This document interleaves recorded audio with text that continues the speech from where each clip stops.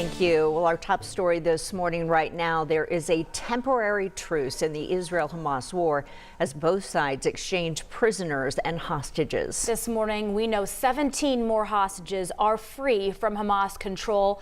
That includes the first American citizen to be released. Our Matthew Fields joins us in the studio this morning with efforts from the U.S. to get all of these hostages free. Yeah, good morning to you both. Right now, we know today is the final day of a 4-day truce agreement between Israel and Hamas. Right now, President Biden says he's hopeful more Americans will be released in today's exchange.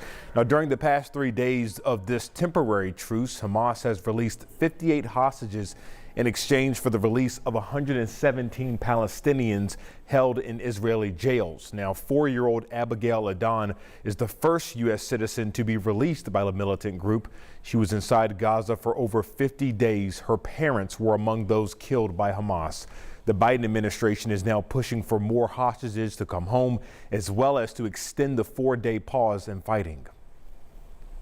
Hamas is going to make the decision about whether they're prepared to release another 10 hostages. Israel's put its cards on the table. They're prepared to extend the pause in fighting.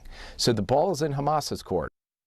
Now, meanwhile, the U.S. continues to push for more humanitarian aid to flow in Gaza while the pause in fighting continues.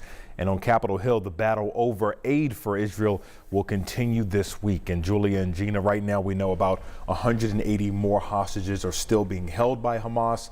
We know 9 of them are Americans. So right now, coming up at 6:30, we'll dive into more into who else was released by Hamas and how their families are coping this morning. Yes. Well, it has to give those families hope that still have their family member being held, to see the condition of those released and know that they were taken care of and actually, released. So hopefully that gives them hope. Thank you, Matthew.